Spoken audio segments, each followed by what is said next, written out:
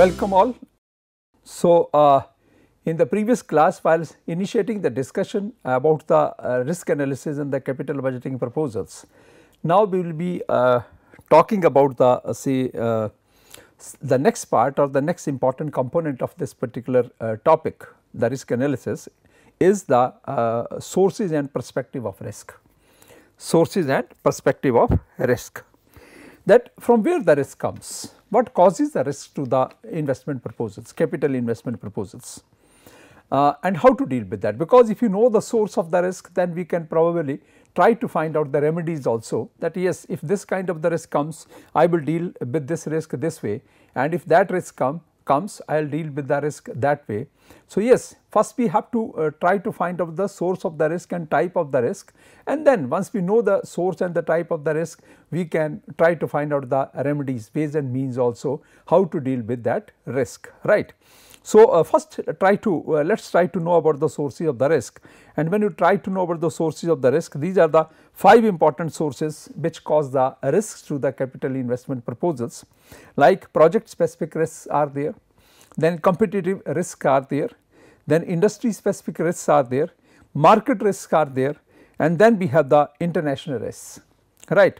So, when you talk about the say project specific risk can be that when you talk about the project specific risk, in that case what we have to do is that we have to say estimate the cash flows, which I discussed in the previous class also, and main cause of the risk is the estimation of the cash flows, because there can be any kind of the error, and if even the minor error is there in estimation of the cash flows, that may cause a big loss, that may cause a big problem.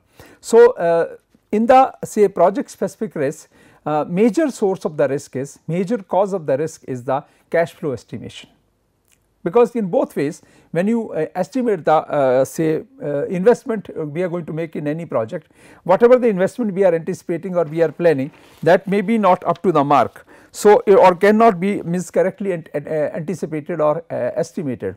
So, if the cash outflow increases or start increasing or it unendingly increases, so it means we are planning for some amount and it is becoming 2 times or 3 times of the planned amount. So, it means in that case the problem comes up and we will have to deal with that problem. So, cash outflow estimation should be correctly done, and if you know that how much is required for this investment or this proposal, how much investment is required, then I think we should be prepared for making that much investment. Some difference of 5-10%, even 15% can be taken care of, but if it becomes 100%, 200%, 300%, then I think it is going to be maybe a profit making proposition can become the loss making proposition. So, that is the one. Second is the say, as I told you in the previous class also, estimation of the cash inflows, because they depend upon the market, and when you go for conducting the market survey, you ask the potential buyers or the people that if this product comes in the market, if this service comes in the market, would you like to buy it? Yes. People may say, oh yes, if this survey comes, I am looking for this, I am waiting for it, but actually when that product comes in the market, when the service comes in the market, sometimes people do not like the features in terms of taste, in terms of quality, in terms of the size, in terms of the say price even sometimes, and sometimes people feel that yes, this is not my requirement at the moment, I can postpone my need, right. So, simply at the time of conducting the survey, people have the different opinions, but at the time of actually buying the product, when it is available or it is provided to them, people have different opinions. So, that affects the cash inflows, because sales are affecting the revenues and revenues are affecting the cash inflows, because ultimately the source of cash inflows is the sales, and sales depend upon the acceptability or non-acceptability of the product by the people or non-acceptability of the service by the people. So, major source of the risk, which is called as the project specific risk, is because of the error in estimation of the cash flows. Then is the competitive risk. Competitive risk is because of unanticipated emergence of the competitors in the market, or sometime unanticipated actions of the competitors in the market. Now, for example, you talk about the emergence of Jio in 2016, right. Airtel and Vodafone and Idea, these were the companies who were giving us the mobile service. And when Jio came up in the market, they came up with such a lucrative schemes that for a few initial months they started giving the service free of cost. Now, who can afford to give the service free of cost? Means as a promotional expense, they treated as a promotional expense. They knew it that this market is competitive and existing very you can call it as a strengthful sound players are existing in the market. Airtel is already there in the market, Vodafone is there in the market, Idea is there in the market, even BSNL is there in the market, and if we have to now say become the another service provided in the market, we have to give something different to the people.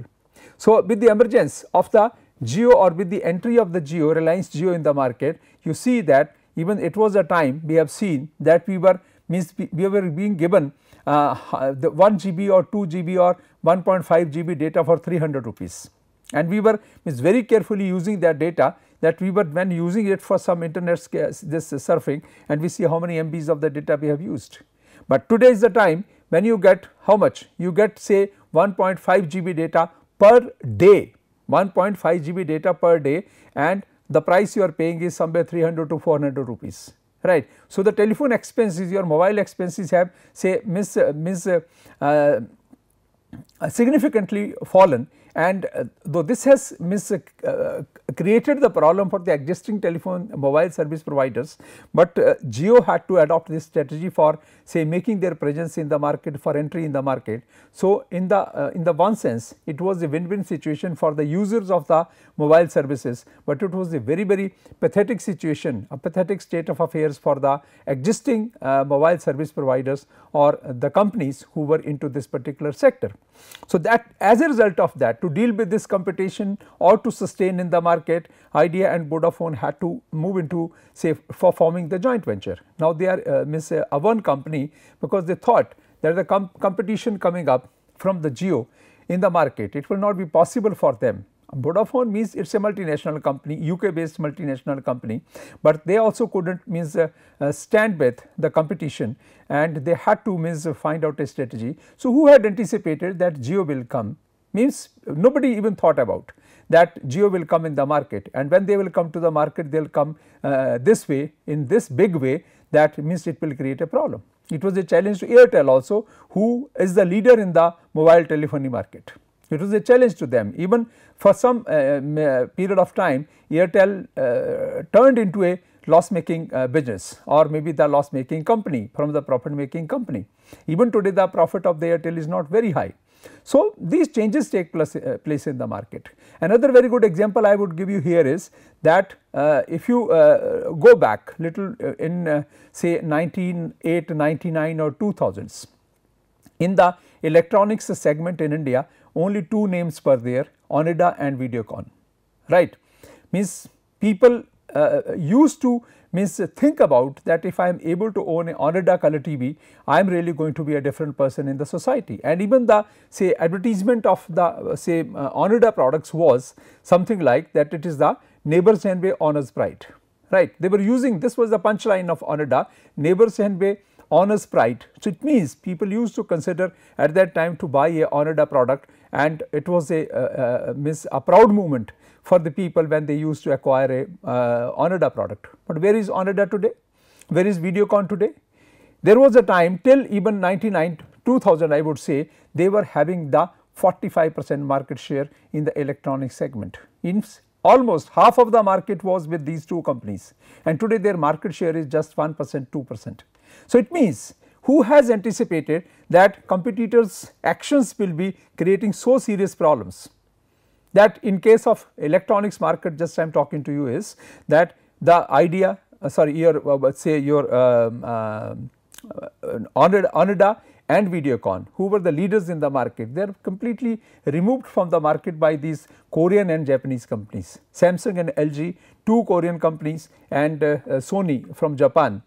They had, and some other, means you can call it as in the row, there are some Chinese companies, Xiaomi and others also there in the market, even say other companies, small companies are also there in the market. So, the leaders in the market who had 45% market share, they must not have anticipated that Samsung will create such a problem, LG will create a problem, Sony will create a problem, or some Chinese companies will create a problem to them in their electronics market, and even the survival of these leaders will become a challenge, right.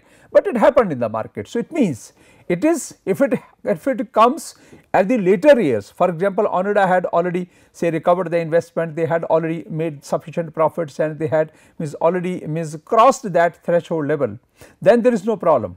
But in the beginning itself, once you are just recovering your investment, or you are looking for forward, that we had anticipated the 5 peaceful years, but from the second year onwards, the third year onwards, competitors started giving the problem, then it creates a problem.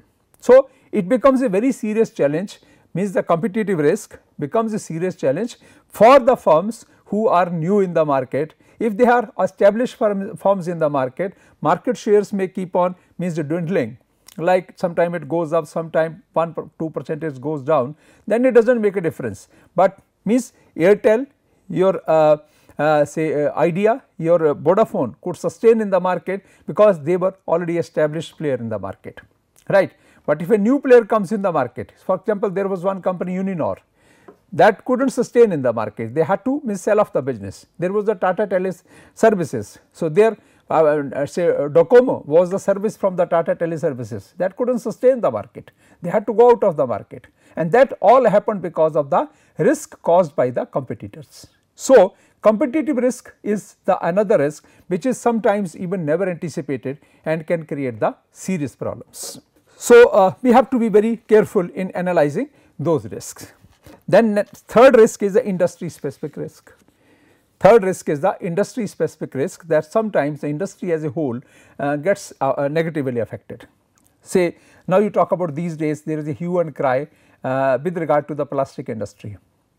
People are disliking the plastic products, right from the polythene bags to the normal plastic products. Even people have started talking about that even the government should ban this bottled water, that this processed water, that even this water is not good because these companies are not producing water, these companies are producing bottles, right.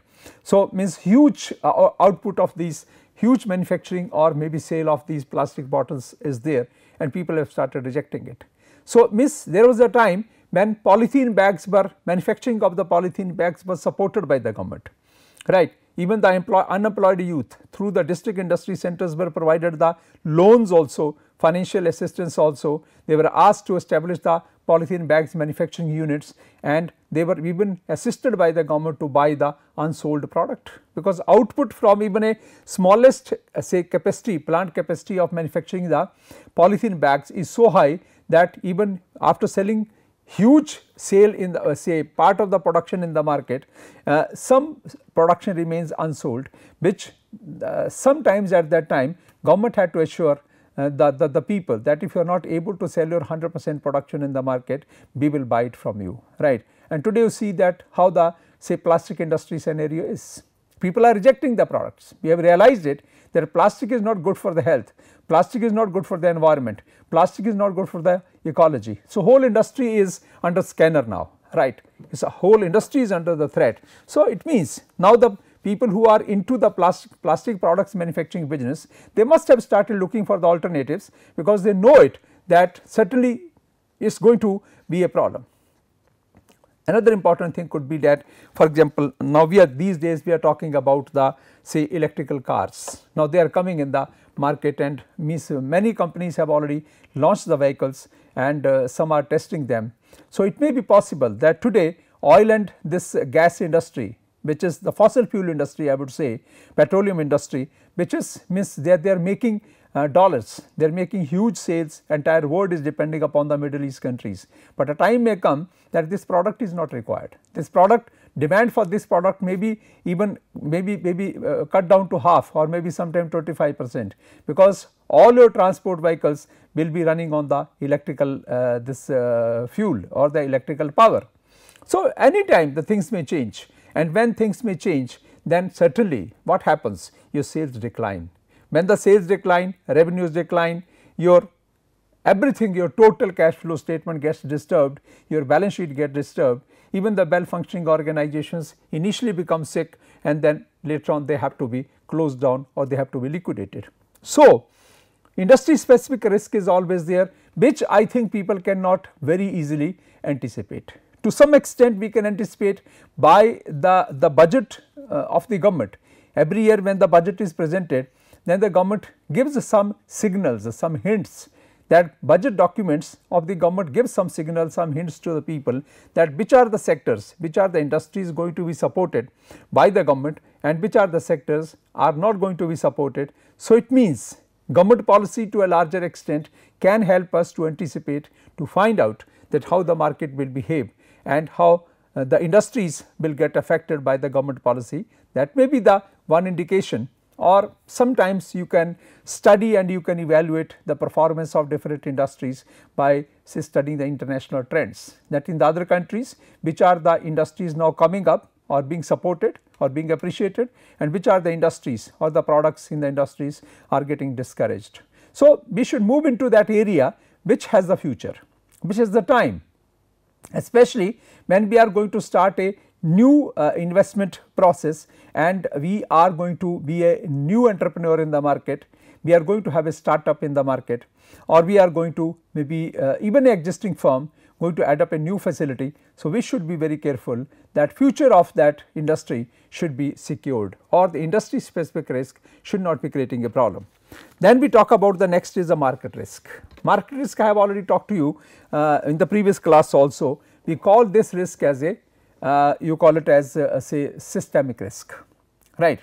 And systemic risk comes not because of one or other factors, it comes because of the whole system or the whole market, and market or the system gets affected largely by the macro factors, interest rates, inflation rates, export import situations, agriculture production, or maybe the output of the similar other industrial products in the market, demand for say demand scenario in the market, supply scenario in the market, all these things. Now, these days for example, recession is say affecting or hitting the Indian market, where the purchasing power of the people is down. Now, RBI has reduced the repo rate by initially by last week also by 0.25 percentage points, but and they are expecting that it will add further liquidity in the market, loans will get cheaper, and demand for the credit will be say going up in the market, and when people will be availing more credit facility, it will help your say manufacturing sector, it will help your housing, it will help your even say the services sector also, which is negatively hit these days. So, different say actions are taken by the government also, by the regulators also, but largely the risk, the market risk comes because of the government policy, because of the regulatory environment in the country, and nobody can anticipate how the things will take place. But we should try to handle that if any change in the market takes place, how we should be taking care of that situation. So, the point here is anticipating in advance what is going to happen in the market. If you are able to anticipate and to guess what is going to happen in the market, I think we can be prepared about that how to take care of those kind of negative developments in the market. And last one is the international risk. Another source of the risk is the international risk. This risk is largely to those firms or those projects or those investment proposals which are going to depend upon the say import and export processes, international trade I would say. And you can't say that always international trade is affecting the large scale industries, even the small scale industries, even the tiny units are say getting affected by the international factors. For example, we talk about in this northern part of the country, Ludhiana, where the hosiery products are being manufactured by the people even at the household level. They have started very small units, machines they have say placed at their houses, and they are producing very good quality hosiery products, and they are not selling those products in the market. They have the contact with exporters. So, exporters are buying their entire production in bulk and they are exporting to other countries and supporting their business. So, it may be possible that sometimes when the say demand in the other countries for the country's products changes, certainly it gets its effect on the the manufacturers in the host country, right. For example, these days the relationship between India and Pakistan are in passing through a very, we can call it as a say bad phase, grim phase, right. So, it has affected both the sides. For example, vegetables and fruits are getting say the prices are soaring, going up, but we have seen the change in India also. The prices of the dry fruits, the prices of spices which we are importing from Pakistan, they are touching, rocketing sky high.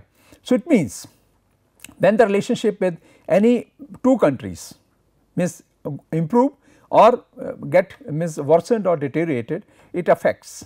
Another case is the say exchange rates. When exchange rates get affected, it means your imports become costlier, your exports become cheaper.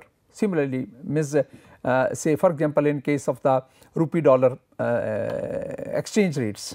So, if the rupee is getting you call it as costlier, then it is a direct effect that your say imports are becoming cheaper and your exports are becoming dearer. But if the rupee is becoming cheaper, you have to shell out more rupees to buy the dollars. It has a negative effect upon the international trade. So, exchange rates, similarly your export import scenario, similarly your say the relationship of the two countries, bilateral relationship of the two countries, they affect the businesses and they affect all kind of the businesses, small businesses, medium businesses, large businesses. When the car industry is getting hit because say demand of the Indian cars in the other countries is getting say reduced, even the hosiery industry is also getting hit. So, car industry is a large scale industry, but the hosiery industry even a small scale industry, and both are getting hit. So, it means international factors can also cause the risk. So, we will have to be careful before establishing any unit or going for any investment decision, that what are the potential sources of the risk, and if any risk comes up in our this investment process, how to take care of that, right. So, these are the 5 different sources we should be analyzing and knowing them in advance. And then we talk about the perspective of risk. As I have discussed in the previous discussion also, in the previous class also, that when you talk about the say perspective of the risk or that even the techniques of the risk, we have seen that techniques of the risk we analyze in 2 ways, that is in terms of the standalone risk or risk for the single project or the contextual risk. And here also in the case of the perspective of the risk, that in what perspective you are looking for the risk, you are anticipating the risk. Is it a standalone project risk, or you are talking about the firm risk, or you are talking about the market risk. So, we have to manage these different risks in the different manner. Standalone risk has to be managed differently. For example, if there is a say demand supply problem, so you have to look for how to improve the demand for your product, which is only affecting the product in question or the project in question. It is not affecting the firm as a whole, it is not affecting all the say products, other products of the firm. So, which risk we are talking about? In that perspective, we have to look for the solution, or you are talking about the firm risk, corporate risk. So, if it is a corporate risk, we will have to look for that this project is positively supporting the firm or negatively affecting the firm, and then if the standalone risk is causing the corporate risk also, then both have to be taken together or to be seen together, and we have to find out the corrective actions or the solutions for say doing away that particular kind of the problem, right. So, perspective should be very clear, or it is a market risk. If it is a market risk, then what do we do? Means you talk about the 3 risks: standalone risk, corporate risk and the market risk. In the standalone risk, what we do is, because ultimately the objective of every business, as I told you earlier, is the maximization of the firm's value or the maximization of the shareholders value, right. If there is a standalone risk, but the firm is already existing, they have added a new product in the market. So, in that case it is going to affect the profit of the existing operations of the firm, and ultimately the value of the firm will get eroded or negatively hit. So, value of the shareholders will get negatively hit. So, for that purpose we will have to say look for the solutions which are going to resolve the issues with the standalone project, so that it does not affect the performance of the firm as a whole. When you are correcting the standalone project's problems, you are automatically correcting the firm's problems, and then if there is a market risk, then the strategy has to be different. That for that, what the shareholders do? Shareholders use the diversification strategy. They do not make their investment, total investment, in one business. If they are small shareholders or retail shareholders, retail investors who are buying the stocks from the secondary market, in that case they buy the stocks or they make their investments into the different stocks of the different companies. Warren Buffett, the say you can call it as the best known investors in the market, best known investor in the market, Warren Buffett, he always advises the people.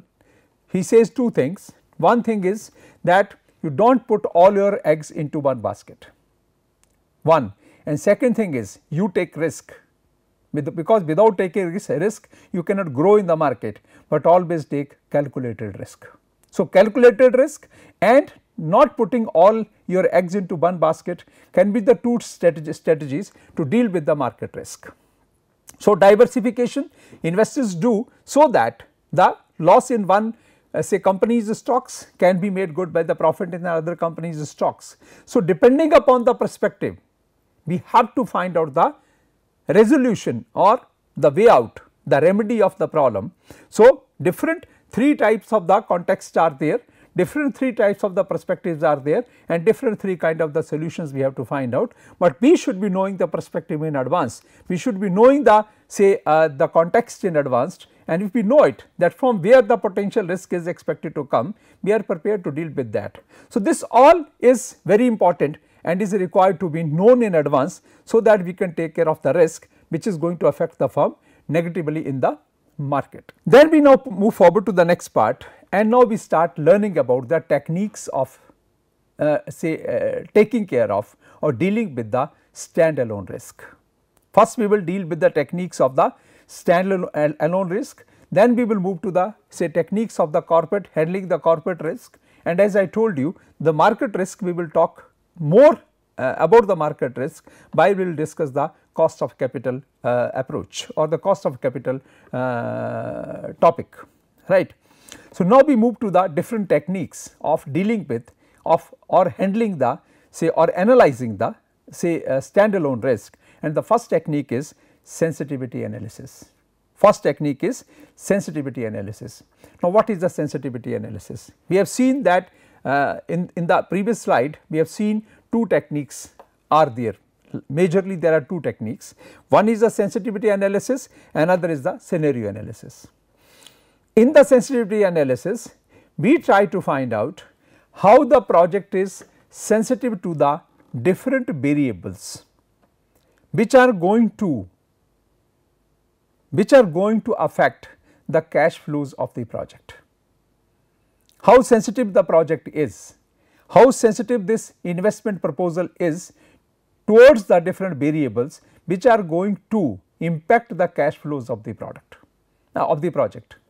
Now, there are the different variables. One is the investment you are going to make. If the say outflow, the investment which is required to made is so high and the cash inflow expected in relation to that are not that much, so it means but the project will end up a loss making proposition. So, we have to now what we do in the sensitivity analysis, one by one we pick one factor, we take one variable, we change the value of one variable at a time, and then we see changing the value of one variable at a time how it impacts the NPV of the firm, right. For example, we change the one variable is the investment, how much investment is required to be made. For example, the optimum amount we have already worked out. So, we increase that investment, we say that no, it will not be requiring 2 million rupees, it will be requiring 3 million rupees. For example, if 3 million rupees of the investment is required, other factors remaining same, how the NPV of the project will get affected. Then we change another factor, we bring that investment factor back to the pavilion again, but then we change the another factor, for example, sales. We are anticipating we will be selling 1000 units per month if we start manufacturing and selling the product in the market. Now, we say that no, 1000 will be too high, we will be selling 500 units only. So, change the sales and keep other variables the same and then see how the NPV of the project gets affected. Similarly, change the variable cost, change the fixed cost and then see changing one variable at a time how it is affecting the NPV of the project, because minimum decision making criteria requires that the NPV of the project has to be 0, right. If it is positive, very good, but if it is negative, it is not acceptable. So, we have to ultimately find out the NPV of the project, and when we apply the technique of sensitivity analysis for the project risk analysis, we change one variable at a time out of the given variables, and then we try to see that if one variable is changed, how it is going to impact the other variables or the means the firm as a whole, and how the NPV of the firm is going to be get affected. Whereas, in case of the scenario analysis, in the scenario analysis we change more than one variables at a time.